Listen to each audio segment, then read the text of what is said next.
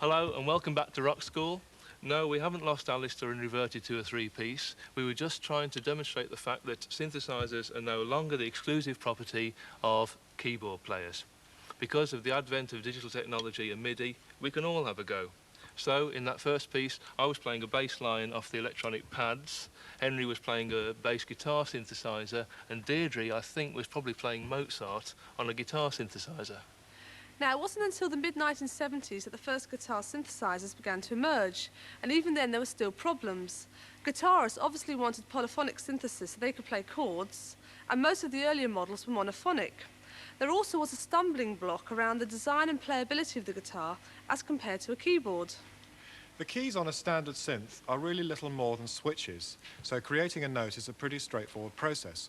You press a key, and immediately the internal circuitry in the synth knows what note it is, how long it was played, and how hard it was played. Compare that to how a guitar is played. Guitar and bass strings are picked, bent, slap strummed, and dampened, often in rapid succession. You also get harmonics, overtones, and sympathetic resonances. How can you transfer all this into a signal that a synthesizer understands? The instruments we have here represent the best attempts to get round the problem: guitar and bass synth controllers. The actual synthesizer part is housed in this floor pedal unit here. It has 8 banks of memory capable of storing 64 sounds. And with ROM and RAM cartridges, you're able to add new presets or program your own. Once you've found a bass synth sound that you like, try playing it in a conventional context.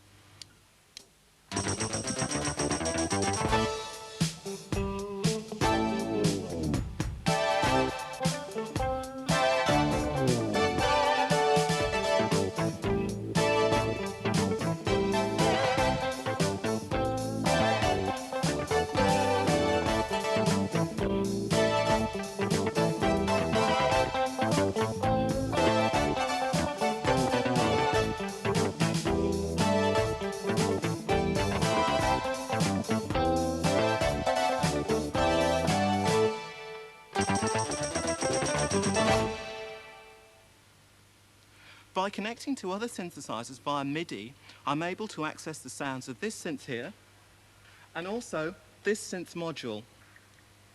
In fact, in the next piece of music, I'll be using all 3 to give me the sound of Fender Rhodes, voice, and strings, while Alistair's going to take over the traditional role of bass.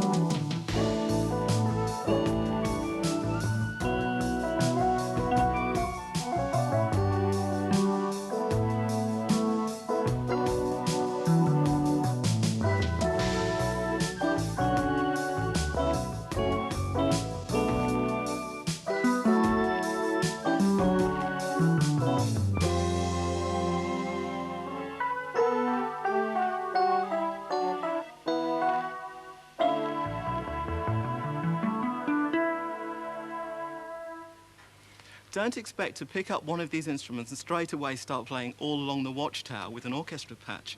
You have to take special care that your picking is clean and that the strings not in use are dampened. This is because the synth digitally processes every single string vibration, even those which would be inaudible in normal bass performance. If it doesn't hear a clean pitch, it makes a funny noise. With so many sounds at your disposal, technique and voicing become vitally crucial, and this can be a problem for bassists as well as guitarists. Here's Ultravox frontman MIDGE. I found you had to change your playing technique. I'm such a sloppy player that when you come to do that on a guitar synth, because it's triggered, it's a pitch to voltage setup, so that when you hit a string on a guitar, you can dub a string on a guitar and pluck it, or sort of scratch it, and nothing really comes out. You know, you're just messing about when you're playing. You don't hear those notes, you only hear the ones that you want. You can't do that on a guitar synth. You couldn't go. You can't do that, because every note, every scratch, and every noise that you make on the strings comes out. So instead of getting this nice sort of, in theory, what should be a really nice string sound or plucked DX7 sound or something, playing a melody, it doesn't. What you hear is you know, all these horrible noises and they all come out at the same level. It's not like a guitar where you've got some form of expression there. They all sort of just belt out across the stage. So I had to limit myself to using it on stage only in 2 numbers, and I found it very difficult. I ended up having to play with my hand so clear from the strings that, you know, it looked as though I'd broken my arm or something. It was really strange.